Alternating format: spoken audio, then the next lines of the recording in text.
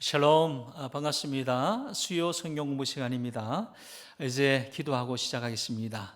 참 좋으신 아버지 하나님, 은혜를 감사합니다. 날마다 일용할 양식을 주시되 영육간의 은혜를 더하심을 감사합니다. 주님 없이는 살 수 없음을 믿는 우리들, 주님께서 또한 우리를 인도하실 것을 믿는 우리들, 오늘도 말씀의 양식을 먹기를 원합니다. 들려주실 때에 깨달아 알 수 있게 하시고 또 아는 말씀이 우리 영의 양식이 되게 하여 주옵소서. 예수님 이름으로 기도하옵나이다. 아멘. 나는 전능하신 아버지 하나님, 천지의 창조주를 믿습니다. 나는 그의 유일하신 아들 우리 주 예수 그리스도를 믿습니다. 그는 성령으로 잉태되어 동정녀 마리아에게서 나시고 본디오 빌라도에게 고난을 받아 십자가에 못 박혀 죽으시고 장사된 지 사흘 만에 죽은 자 가운데서 다시 살아나셨으며 하늘에 오르시어 전능하신 아버지 하나님 우편에 앉아 계시다가 거기로부터 살아있는 자와 죽은 자를 심판하러 오십니다. 나는 성령을 믿으며 거룩한 공교회와 성도의 교제와 죄를 용서받는 것과 몸의 부활과 영생을 믿습니다. 아멘.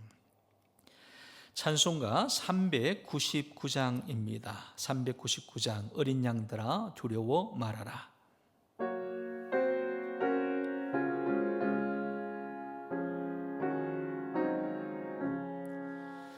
어린 양들아 두려워 말아라. 주님 우리와 함께 하신다.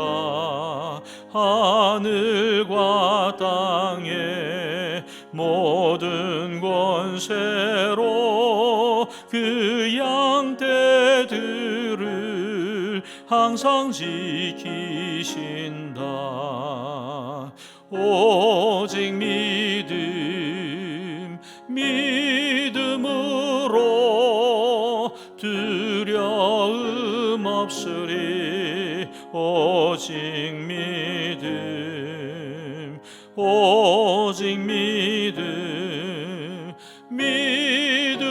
믿음으로 두려움 없으리. 오직 믿음.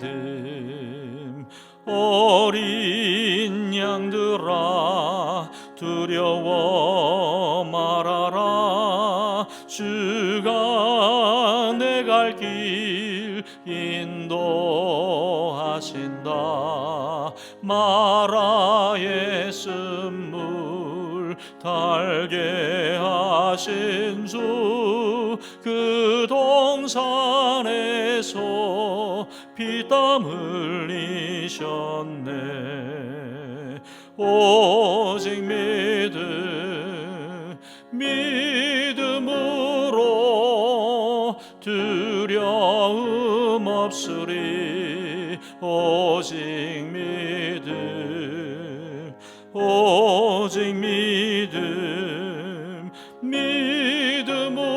믿음으로 두려움 없으리. 오직 믿음. 어린 양들아 두려워 말아라. 주님 언제나 함께 하신다. 고난과 역경 환승에도 능력의 주님 너를 지키신다. 오직 믿음으로 두려움 없으리. 오직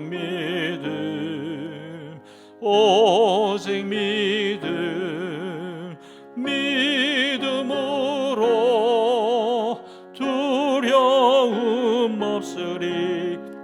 오직 믿음. 아멘. 네, 오늘은 하나님께서 말씀을 통해서 우리에게 주신 약속을 공부하는 두 번째 시간입니다.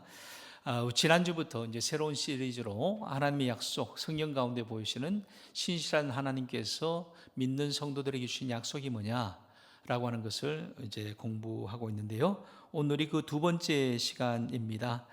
지난주 첫 번째 시간에는 시험에 대해서, 유혹에 대해서 그렇게 공부했습니다. 오늘의 주제는 두려움입니다. 제20과 약속 두 번째, 두려움을 이기는 승리의 약속이다. 두려움을 이기는 승리의 약속. 이 부분을 우리 함께 공부하려고 합니다. 오늘의 말씀은 이사야서 43장 1절과 2절 말씀입니다. 하나님의 말씀을 함께 읽도록 하겠습니다. 야곱아, 너를 창조하신 여호와께서 지금 말씀하시느니라. 이스라엘아, 너를 지으신 이가 말씀하시느니라.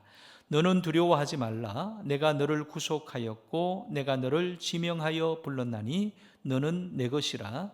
내가 물 가운데로 지날 때에 내가 너와 함께 할 것이라. 강을 건널 때에 물이 너를 침몰하지 못할 것이며 내가 불 가운데로 지날 때에 타지도 아니할 것이요 불꽃이 너를 사르지도 못하리니. 아멘. 아멘. 예, 이사야 선지자를 통해서 주시는 하나님의 말씀, 우리가 잘 알고 있는 이 말씀인데, 야고바라고 이렇게 통칭되는 이스라엘 백성들을 향해서 주시는 하나님의 약속의 말씀입니다. 내가 너를 구속하고 지명하여 불렀으니 너는 내 것일 때에 내가 너와 항상 함께 할 것이다. 언제나 어디서나 어떤 상황에서나 라고 하는 그런 이제 약속의 말씀이 우리 가운데 있습니다. 그런데 우리가 그렇게 하나님이 함께 함에도 불구하고 하심에도 불구하고 우리 가운데 때때로 찾아오는 이 두려움이라고 하는 그런 인생의 동반자, 원치 않는, 초대하지 않는 인생의 동반자가 있습니다. 그 두려움이 찾아올 때에 우리의 심신을 마비시키고 또 삶의 활력과 기쁨과 평화와 희망을 빼앗아갑니다. 하지만 하나님은 불길이 아무리 뜨겁고 파도가 아무리 높더라도 두려움 없이 헤쳐나갈 수 있도록 해주신다. 이것이 바로 하나님의 약속입니다. 우리가 평상시에는 잘 모르죠. 두려움에 대해서 잘 모르지만, 그러나 우리가 어떤 예기치 못한 그러한 이제 두려움을 경험하는 시간, 예를 들면 좌절하게 되는 경험, 시련을 겪게 되는 경험, 인생의 쓴맛을 보게 될 때에 두려움이 한순간에 불현듯 찾아오게 됨을 알게 됩니다. 어떤 넘을 수 없는 장벽 같은 것들이 앞을 가로막게 되고 정말 먹구름이라고 캄캄함이 밀어 닥칠 때에는 불안감이 증폭되어집니다. 어찌할 바를 몰라서 부들부들 떨게 됩니다. 소위 요즘 특별히 우리 한국 사회에서 화두처럼 그렇게 많은 사람들에게 회자되는 우리 증세 하나가 뭐냐면 공황이라고 하는 증세입니다. 그동안에 이것을 우리가 이제 의학적으로 그렇게 잘 표현하지 않았죠. 그러나 요즘 들어서 이제 의학이 발달하고 또 의료 시설에 늘 우리 가운데 접근하다 보니까 이런 이제 의학적인 용어들을 종종 우리가 쓰게 되는데, 소위 이 불안증, 공황증 대부분은 두려움 가운데서 찾아오는 것이라고 합니다. 그런데 이것은 어떤 특정한 사람에게만 오느냐? 그렇지 않다. 누구에게나 언제든지 올 수 있는 것이다 라고 하는 것입니다. 그런 가운데서 우리는 어떤 태도를 취해야 되느냐? 우리가 믿음을 가진 믿음을 가진, 하나님을 향한 신실한 믿음을 가진 우리로서는 제일 먼저 기억해야 될 것이 하나님의 약속을 먼저 마음에 새겨야 되겠다라고 하는 거죠. 그 약속이 뭐냐? 바로 하나님께서는 우리에게 그 두려움을 이길 수 있는 승리를 약속해 주셨다라고 하는 사실입니다. 그래서 오늘 그 두려움의 현장 가운데서도 대담하게 그렇게 두려움을 극복했던 우리 구약의 인물을 한번 되짚어 보기를 원합니다. 구약 성경의 한 장면인데 우리가 잘 알고 있는 말씀입니다. 우리 성경에 나오는 우리 한 이야기인데 느부갓네살 왕 시절에 그곳에 우리 바벨론에서 살고 있었던 세 청년의 이야기인데요. 그 이야기, 우리 용광로 속에 던져졌음에도 불구하고 그 안에서도 꿋꿋하게 그 담대하게 두려움을 이겨냈던 청년의 이야기를 한번 살펴보기를 원합니다. 거대한 용광로에서 열기가 뿜어져 나오면서 공중에 아지랑이를 만들어냈다. 결박된 세 청년은 용광로 속에 집어넣는 호위병들의 몸에서 땀방울이 비오듯이 흘러내렸다. 세 청년은 바야흐로 혹독한 고통을 느끼며 죽을 운명이었다. 거대하고 위협적인 불꽃이 하늘을 향해 혀를 날름거렸다. 용광로 위로는 귀기 어린 연기가 뭉실뭉실 피어올랐다. 주변의 다른 소리들은 모두 굶주린 불꽃이 벌겋게 타오르는 소리에 묻혀버렸다. 여러분, 이 글귀를 좀 상상만 해봐도 그 현장이 얼마나 무섭고 두려운 그런 절체절명의 순간이었을까를 우리가 알게 됩니다. 이것이 어느 시절의 얘기냐? 신을 자처한 바벨론의 왕이 그렇게 다스리던 때입니다. 그의 이름은 느부갓네살 2세로 알려져 있죠. 이 느부갓네살 왕이 얼마나 위대한 왕이었느냐? 이 왕이 이제 신을 자처할 정도로 그러한 이제 반열에 서게 됩니다. 그 당시 최강의 제국 바벨론 제국을 다스렸던 그러한 강력한 군주였습니다. 제국의 수도가 바벨론이었는데 이 바벨론은 참으로 아름답고 부유하기로 그렇게 지금도 이렇게 알려져 있습니다. 그래서 역사가 헤로도투스에 의하면 바벨론의 규모와 아름다움은 이 세상의 그 어떤 도시보다도 뛰어났다라고 그렇게 헤로도투스가 그 역사에서 기록하고 있습니다.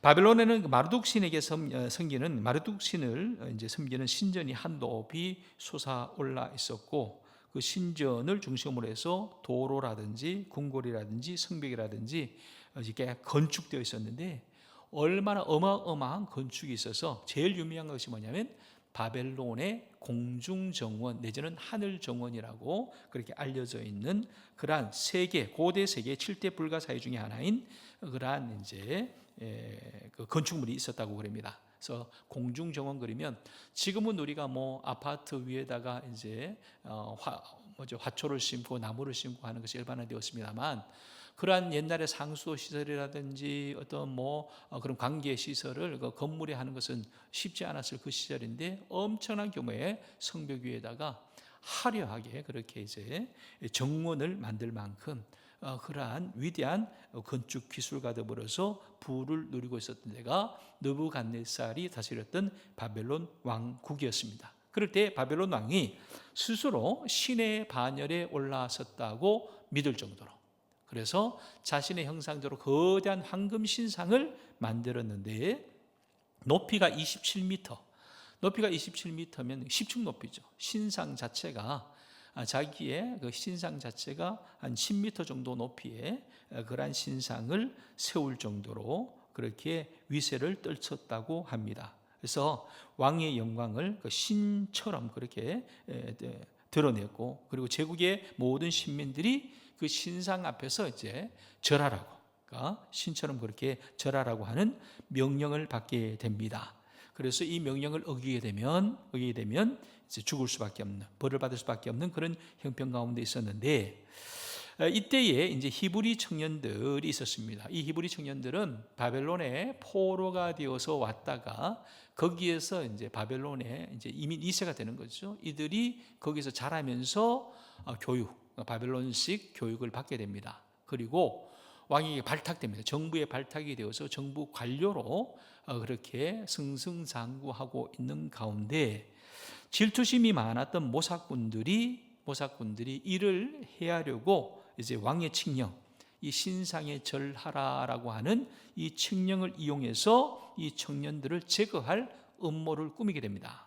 왜냐하면 이들은 이제 유대인들이니까, 유대인들은 하나님을 섬기는 족속인데 하나님 외에는 다른 신들에게 절하는 법이 없다는 것을 이제 이 세 청년의 적들이 알았던 거죠. 그러니까 그것을 이제 이용을 해서 저들이 분명히 신상에는 절하지 않을 것이다. 그러니 일부러 신상에 꼭 절하지 않으면 그렇게 벌을 주겠다는 칙령을 만들게 하고, 그 칙령을 어기게 되면 그에 따라서 벌을 줄 수밖에 없도록 그런 이제 음모를 꾸미게 된 것입니다.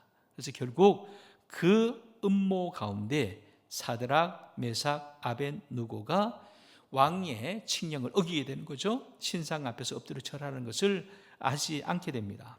그래서 절하지 않는 저들을 이제 다시 또 고발을 하는 거죠. 고발을 했을 때 왕은 어쩔 수 없이 그 분노를 터뜨리면서 그들을 잡아오게 합니다. 여러분, 당시 이 느부갓네살 왕은 세상에서 가장 강력한 군주였습니다. 그 말 한마디, 아니 말도 할 필요가 없죠. 손가락 한 번에 사람의 생명이 오갈 수 있는 그러한 위대한 군주였는데 그 왕의 분노를 사게 되는 것은 곧 죽음이라고 할 수 있습니다. 그런데 이 히브리 청년들은 그러한 왕 앞에서도 두려워하지 않았다는 거죠. 두려워하지 않았다. 그렇게 자기들이 말을 듣지 않으면 분명히 죽을 수밖에 없는 것을 뻔히 알았음에도 불구하고 그들은 전혀 두려워하지 않았더라.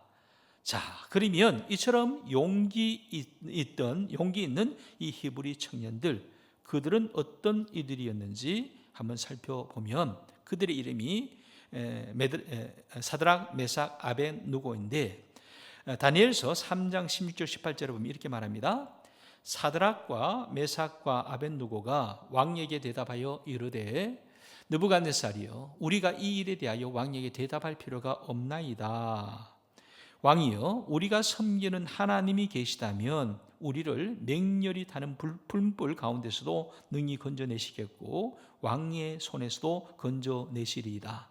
그렇게 하지 아니하실지라도 왕이여, 우리가 왕의 신들을 섬기지도 아니하고 왕이 세우신 금신상에게 절하지도 아니할 줄을 아옵소서라고 말합니다. 사드락과 메삭과 아벤누고 왕에게 말하기를 느부갓네살, 우리가 이 일에 대해서 왕에게 대답할 필요가 없나이다 라고 하는 말은 자기들이 분명히 그렇게 했다는 겁니다. 우리는 절하지 않았습니다. 거기에 대해서는 우리가 할 말이 없습니다.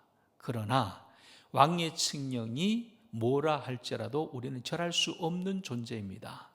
절을 하지 않아서 벌을 받게 되더라도, 즉 맹렬히 타는 불물 가운데 던져질지라도 어쩔 수가 없습니다.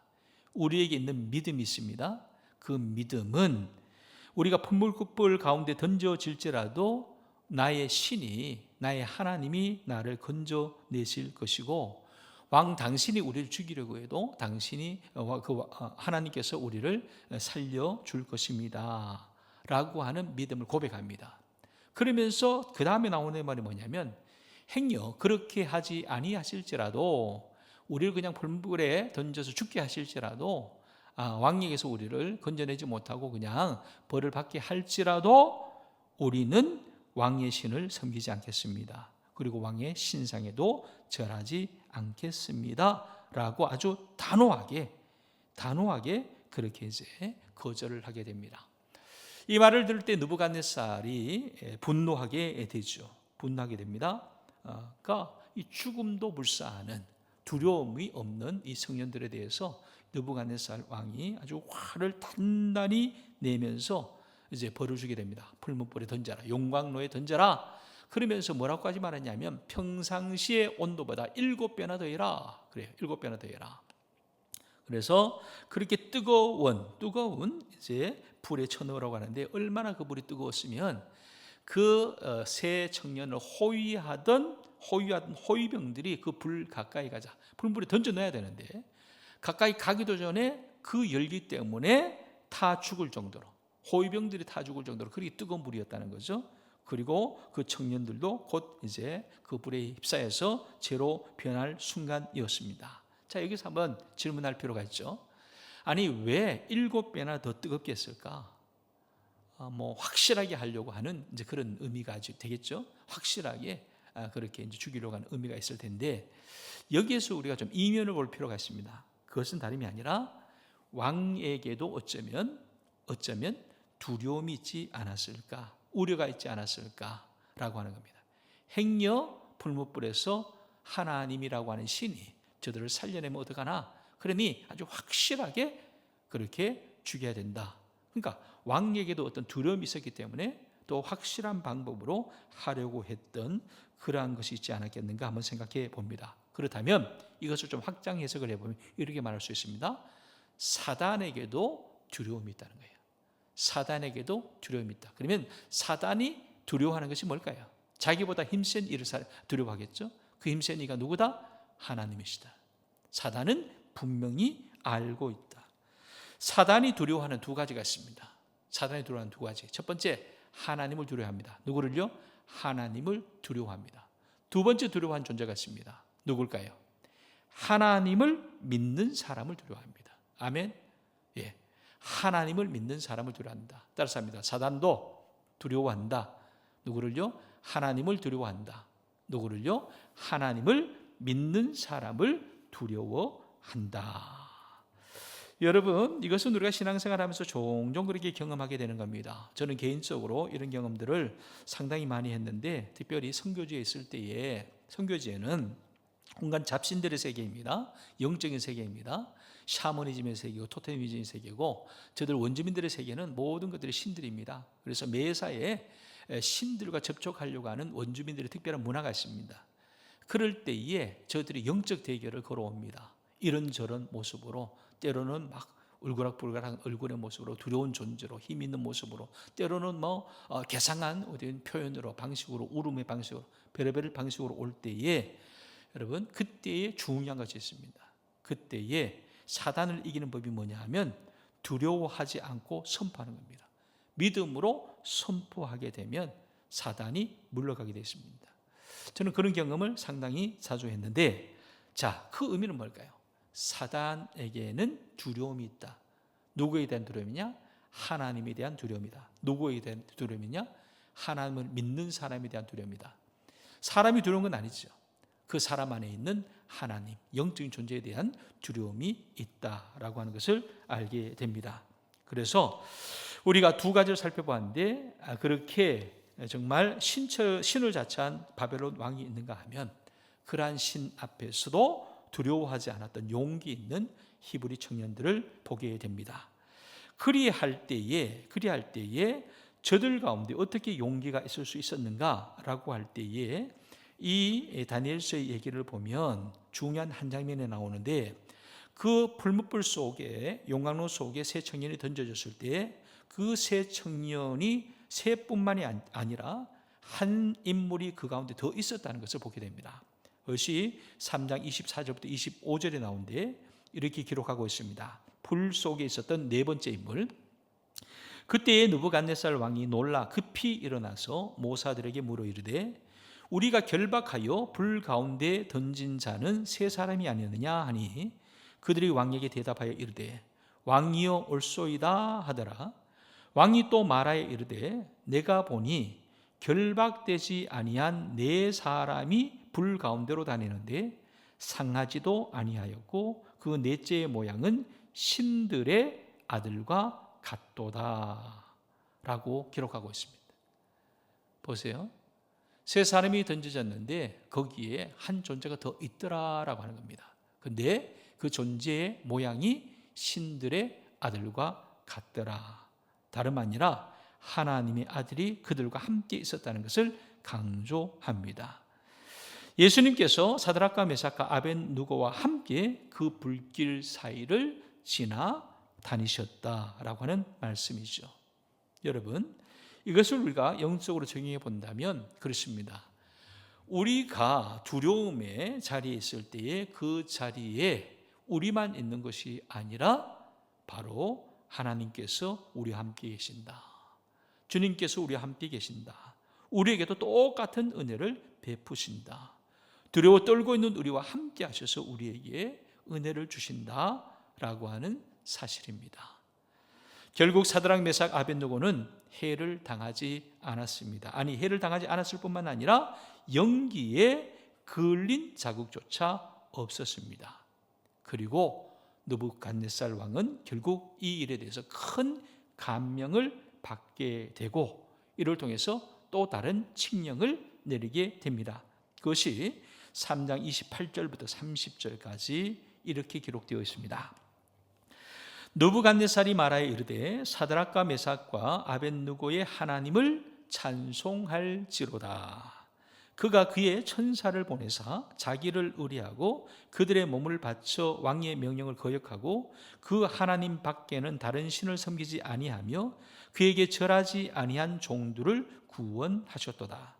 그러므로 내가 이제 조서를 내리노니 각 백성과 각 나라와 각 언어를 말하는 자가 모두 사드락과 메삭과 아벳느고의 하나님께 경솔히 말하거든 그 몸을 쪼개고 그 집을 걸음토로 삼을지니 이는 이같이 사람을 구원할 다른 신이 없음이니라 하더라. 왕이 드디어 사드락과 메삭과 아벳느고를 바벨론 지방에서 더욱 높이니라. 완전히 돌아서는 겁니다. 완전히 거꾸로 되어지는 거죠. 역전이 되어지는 것입니다. 여러분, 여기서 우리가 유심하게 봐야 될 것은 오늘 사드락과 메삭과 아벳느고가 취한 것은 믿음의 결단이었죠. 믿음의 고백, 다른 표현으로 하면 신앙 고백이었습니다. 자신의 신앙 고백을 그들의 삶으로 보여준 거죠. 우리는 이런 신앙을 가지고 있습니다 라는 것을 고백적으로 삶으로 보여주었습니다. 그럴 때에 저들의 신앙 고백이 느부갓네살 왕의 신앙 고백을 끌어오게 됐다는 거죠. 느부갓네살, 이방 신을, 마르둑 신을 섬기던 이방 왕 느부갓네살, 또 스스로 신이라고 자처하던 느부갓네살의 그 신앙 고백을 끌어오게 해서 그가 뭐라고 말합니까? 하나님을 찬송할지로다. 저들의 하나님을 찬송할지로다. 자기도 그렇게 믿는다는 거죠. 믿을 수밖에 없었다는 거죠. 그러니까 내 한 사람의 신앙 고백이 얼마나 중요한가. 여러분, 나의 확실한 믿음의 고백, 신앙 고백적 삶은 나만이 아니라 다른 사람의 신앙 고백을 끌어오게 된다라고 하는 사실입니다. 그리고 나의 승리는 나만의 것이 아니라 또 다른 우리 승리를 이렇게 끌어온다라고 하는 말씀입니다. 여러분, 이것은 우리에게 참 도전이 되어집니다. 우리가 어떤 두려움 가운데 있을 때 두려움을 이겨나가는 것은 나 혼자만의 승리가 아니라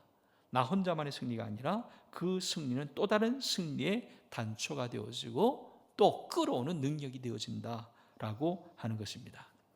오늘 이 세 청년이 이렇게 정말 주님과 하나님과 함께함으로 말미암아 승리의 삶을 살게 되었는데, 이러한 신앙 고백적인 삶을 살 수 있었던 원초적인 힘이 어디 있었느냐?